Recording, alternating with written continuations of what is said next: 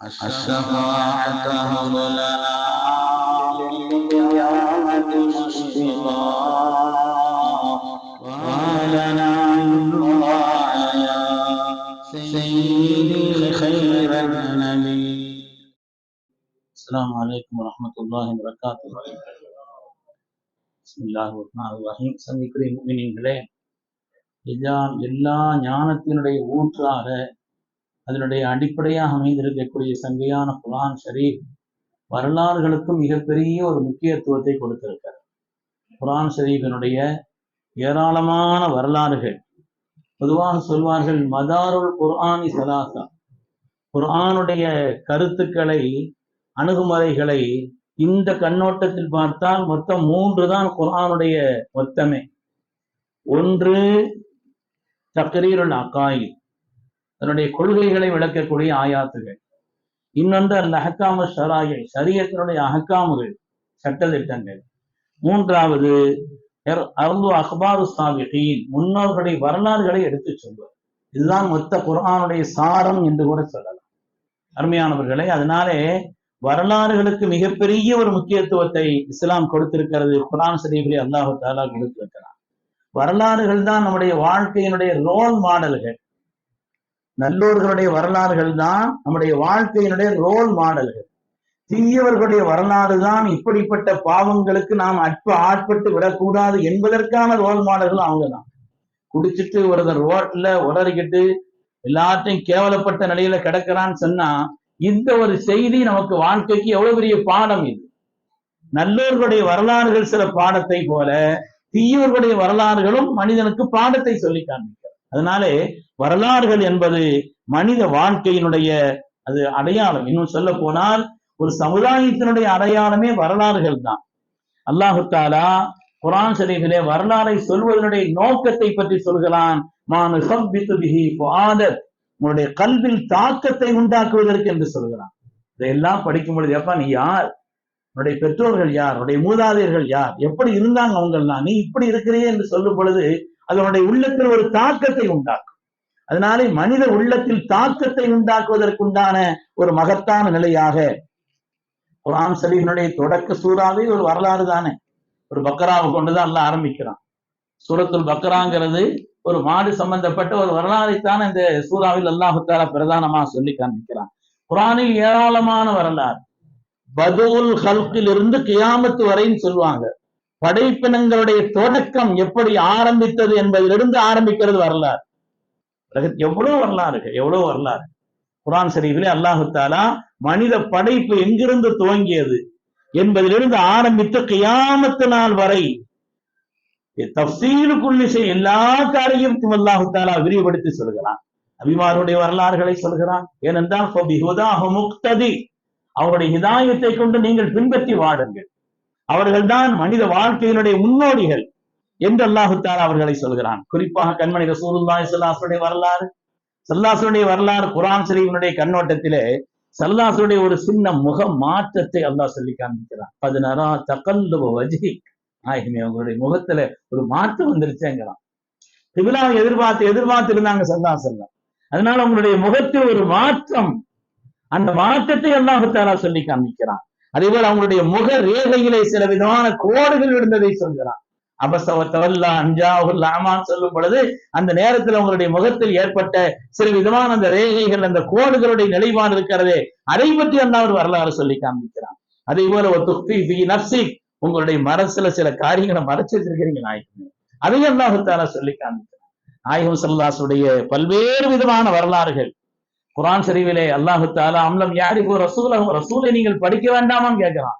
ரசூலுடைய வரலாறை நீங்கள் தெரிய வேண்டாமா?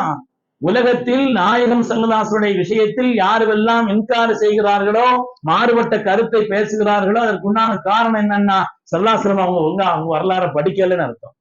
அவங்க யாரும் தெரியல, தெரிஞ்சிருந்தா அப்படி பேச மாட்டார். அதனால வரலாறுகள் என்பது மிக முக்கியமான ஒரு நிலத்தை பெறுகிறது என்பதிலே பெருமக்கள் சொல்வார். ஒவ்வொரு சின்ன வரலாறு, ஒவ்வொரு நம்ம குடும்பத்தினுடைய மூதாதையருடைய எத்தனை வரலாறு எடுத்து பார்த்தாலே எவ்வளவு பாடங்களும் படிப்பினைகளும் அதில் இருக்கிறது. அவங்க செய்த சின்ன காரியங்களில் எவ்வளவு பெரிய பாடங்களும் படிப்பினைகள் இருக்கிறது. இஸ்லாமிய வரலாறுகள் என்று எடுத்து பார்த்தால் ஒது வந்த வரலாறு, தயம்மமுடைய வரலாறு, கிபிலா திருப்பப்பட்ட வரலாறு, பாங்கினுடைய வரலாறு, எப்படி இதெல்லாம் தொடங்கியது அதெல்லாம் தெரிஞ்சிருக்கணும். ஒவ்வொரு காரியத்தினுடைய அதற்கெல்லாம் ஒரு பின்னணி, ஒரு வரலாற்று தொடர்பு இருக்கிறது.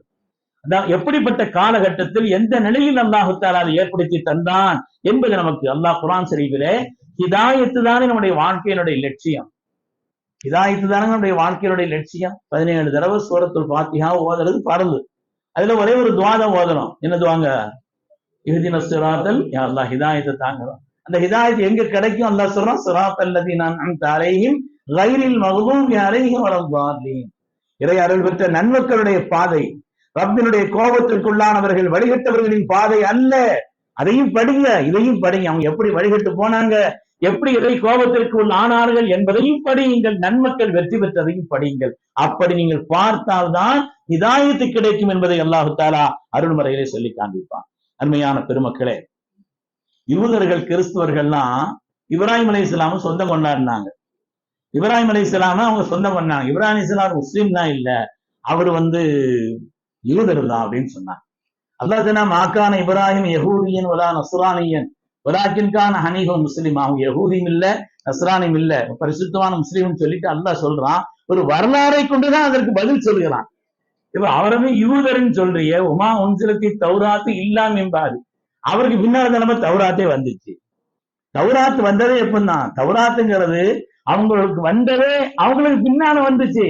எனவே அந்த தௌராத்தின் வழி நடக்கக்கூடிய ஒரு யூதரில் ஒருவரா அவர் இருந்தார் என்று சொல்லும் பொழுது வரலாற்று ரீதியா அது தவறல்லவா என்று அல்லாஹு தஆலா அதற்கு மறுப்பையும் ஒரு வரலாற்றை கொண்டுதான் சொல்லி காண்பிக்கிறார். எத்தனையோ காரியங்கள், அதாவது யூனுஸ் அலைஹிஸ்ஸலாமுடைய சமுதாயம் ஒட்டுமொத்தமா ஈமான் கொண்டுச்சுன்னு படிச்சிருக்கிறோமே, அவங்கள்ட்ட அதாவது அவங்க யூனுஸ் அலைஹிஸ்ஸலாமுடைய கருத்துக்கு மாற்றமா இருந்தாங்க. அவங்க என்ன செஞ்சாங்க? அல்லாஹ் அல்லாத மத்த வணங்கிட்டு இருந்தாங்க. இவங்க சொன்னாங்க, தீனை சொன்னாங்க, வஹதானியத்தை சொன்னாங்க. ஆனா அந்த மக்கள் ஒட்டுமொத்த சமுதாயத்துக்கு ஈமான் கொண்டதற்குண்டான பல்வேறு காரணங்கள் ஒன்றை சொல்லும் பொழுது அவங்கள்ட்ட வேற எந்த கெட்ட பழக்கமும் கிடையாதான், வேற எந்த கெட்ட குணமும் கிடையாதான், வேற எந்த கெட்ட பழக்கமும் கிடையாது, வேற எந்த கெட்ட குணமும் கிடையாது. அவ்வளவு நிலையில் பரிசுத்தமாக வாழ்ந்தவர்கள். அப்படிப்பட்ட நிலையில் தான் அவர்கள் யாராவது பொய் சொன்னா அவங்க சமூகத்துல யாரையும் விட மாட்டாங்க. பொய் சொன்னா ஒரு சொல்லுல வருது, தலை போயிருமா. அந்த அளவுக்கு அந்த சமூகத்திலே பல்வேறு நிலைகளில் நேர்மை இருந்தது, சில செயல்பாடுகளில். அதனால அவங்கள்ட்ட எந்த பாவமும் அவங்கள்ட்ட இருந்ததில்லை என்று பெருமக்கள் சொல்லுவார். வரலாறு நமக்கு பல்வேறு பாடங்களை சொல்லும், பல்வேறு ருசிகரமான தகவல்களை சொல்லும். வரலாறுகள் இருக்குது, அதை படிக்க படிக்க சுவை, ஒவ்வொரு வரலாற்றிலேயும் பல்வேறு விதமான சுவைகள் இருக்கும், பாடங்கள் இருக்கும், அது சொல்லித்தரக்கூடிய பண்பாடுகள் இருக்கும். நம்முடைய வாழ்க்கை எப்படி சீர்பாடாக ஆக்குவது, ஒரு ஆளை விமர்சிக்கிறது எப்படி விமர்சிக்கணும் அதையும் குர்ஆன் சொல்லு. ஒரு ஆளை பத்தி குறை சொல்றீங்க, குறை சொல்லும் பொழுது, விமர்சிக்கும் பொழுது அதையும் எப்படி விமர்சிக்க வேண்டும் குர்ஆன் ஷரீஃப் அதை சொல்லி காண்பிக்கிறது, சொல்லி காமிக்கிறான். யூசுப் அலைஹிஸ்ஸலாமுடைய வரலாற்றுல வகால லில்லதி மன்ன அன்னஹு நாஜிம் மின்ஹுமா உதுக்குருனி இந்த ரப்பி, யார் அங்கிருந்து விடை பெற்று போய் அரசத்தை வேலை வைப்பாருன்னு நினைச்சாரோ அவரை கூப்பிட்டு சொன்னாங்க யூசுப் அலைஹிஸ்ஸலாம், எப்ப நான் ஒரு ஆள் இருக்கிறேன், நீ போய் ஒரு ரப்புட்டு சொல்லு, ரப்புன்னா உன்னுடைய எஜமானந்தி சொல்லு, மறந்துடாதுன்னு சொன்னாங்க இல்லையா. இப்ப அன்சாஹு ஷைத்தான இருக்கிற ரப்பி, அந்த எஜமானத்துல ஞாபகப்படுத்துறதை விட்டு அவனை ஷைத்தான் மறக்கடிச்சிட்டான்னு வருது. இதை சொல்லும் பொழுது ஸல்லல்லாஹு அலைஹி வஸல்லம் சொன்னாங்க ரஹிமல்லாஹு யூசுப் அலைஹிஸ்ஸலாமுக்கு அல்லாஹ் ரஹ்மத் செய்யட்டும், லவ் ஸக்கர ரப்பஹு, தன்னுடைய ரப்ப நினைச்சிருந்தா நல்லா இருந்திருக்குன்னு சொன்னாங்க. அவன் ரப்பிட்டு சொல்லு, நம்ம எஜமானன்ட்டு சொன்னாங்களே. யூசுப் அலைஹிஸ்ஸலாம் அவர்கள் ரஹிமல்லாஹ், அதை விமர்சிக்க தானே செய்யறாங்க, விமர்சிக்கவும் சொல்ல நினைஞ்சிடறாங்க. ரஹிமல்லாஹு யூசுப், அல்லாஹ் யூசுப் அலைஹிஸ்ஸலாமுக்கு ரஹ்மத் செய்யட்டும், லவ் ஸக்கர ரப்பஹு, தன்னுடைய ரப்பை அந்த நேரத்தில் நினைவுகூர்ந்து சொல்லி இருந்தால் சிறப்பாக இருந்திருக்குமே. அது மாதிரி இதற்கு ஜம்சம் வந்த வரலாறு தெரியும் இல்லையா நமக்கு. ஜம்சம் அப்புறம் மூடி போச்சு, ரொம்ப நாள் ஜம்சம் தான் இல்லை, இன்னைக்கு உபயோகிக்கிறோம்னு சொன்னா ஜம்சம் எப்படி வந்தது, யார் காலத்தில் வந்தது, எப்படிப்பட்ட ஒரு நிலை, நீண்ட வரலாறு அது. அல்லாஹு தஆலா அதற்கு அபூ தாலிபுடைய அந்த கனவுல, அப்துல் முத்தலிபுடைய கனவுல அது கொண்டு காட்டப்பட்டு அதனுடைய பிறகு எப்படி எல்லாம் வந்துச்சுங்கிறது வரலாறு இருக்குது, அதுல நீண்ட வரலாறு. அந்த ஜம்சம் அது ஒலி தோடுகின்ற நேரத்தில் ஹாஜரா அம்மா ஜம்சம் சொன்னாங்க இல்லையா, நில்லுன்னு சொன்னாங்களா, தனி அது நின்றுச்சு, ஜம்சம் நின்றுச்சு.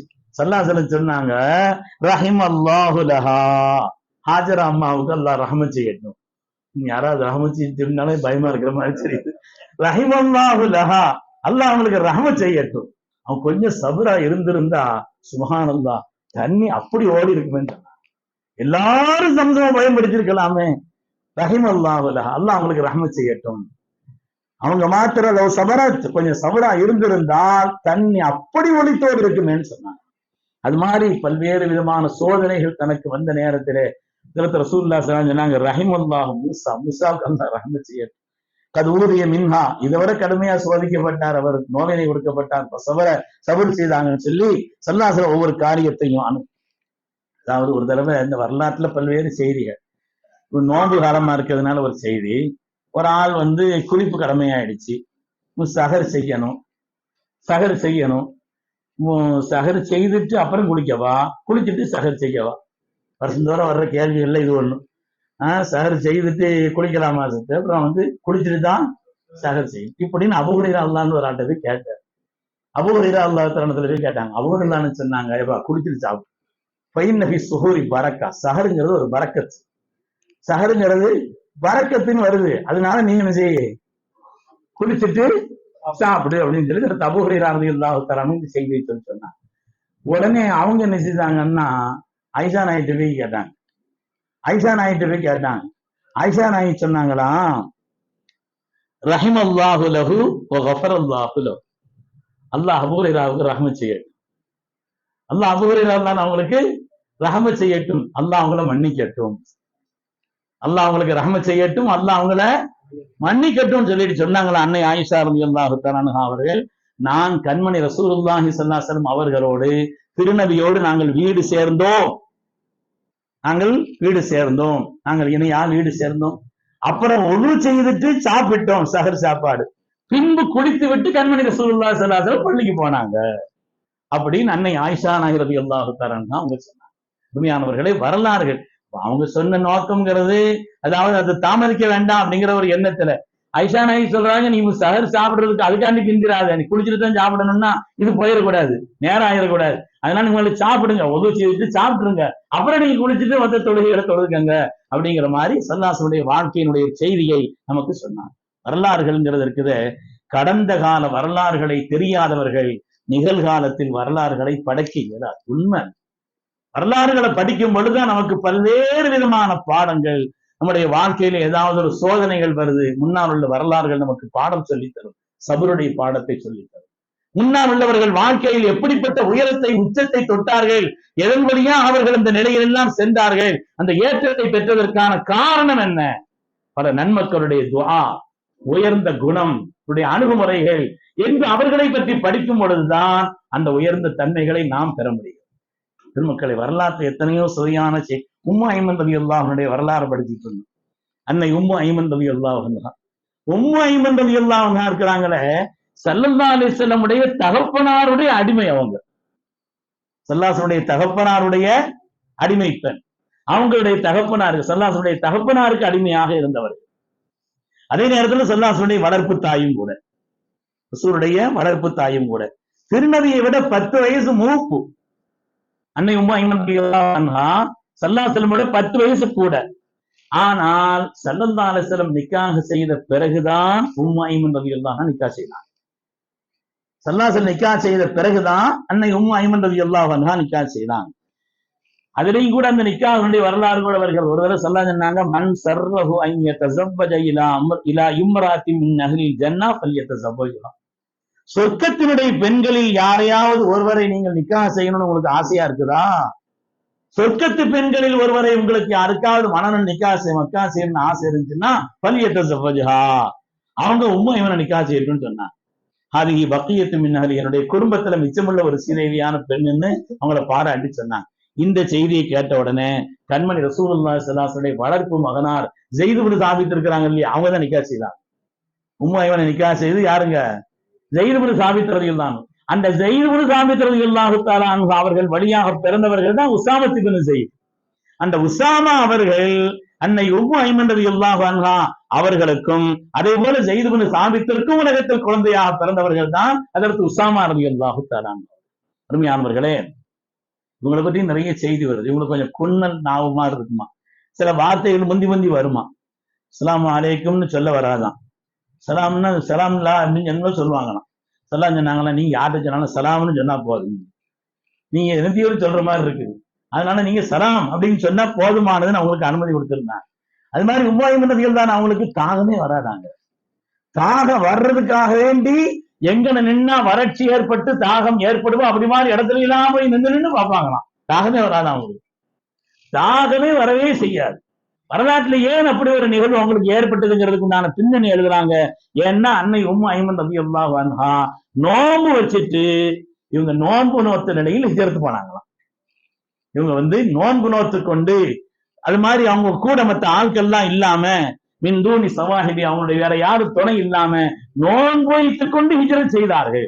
அல்லாஹு தஆலா அதுக்குண்டான ஒரு சன்மானமாக ஒரு பகரமாக அவங்களுக்கு எப்பவுமே தாகம் வராத நிலையில் தண்ணி குடிப்பாங்க, தேவை குடிப்பாங்க, வேற விஷயம். ஆனா தாகம் அதிகமா ஏற்படக்கூடிய நிலையிலிருந்து அல்லாஹு தஆலா அவங்களுடைய ஒரு நிலையை பாதுகாத்தான் என்று பார்க்கிறோம். உண்மையானவர்களே, ஒவ்வொரு வரலாறுகள்ல எத்தனையோ வரலாறுகள் நாம் ரொம்ப சுவையாகவும் அதை நாம் எடுத்து பார்த்தால் ஆச்சரியப்படக்கூடிய அளவிற்குண்டான ஏராளமான வரலாறுகளை குர்ஆன் ஷரீஃப் நமக்கு சொல்லி காண்பிக்கிறது.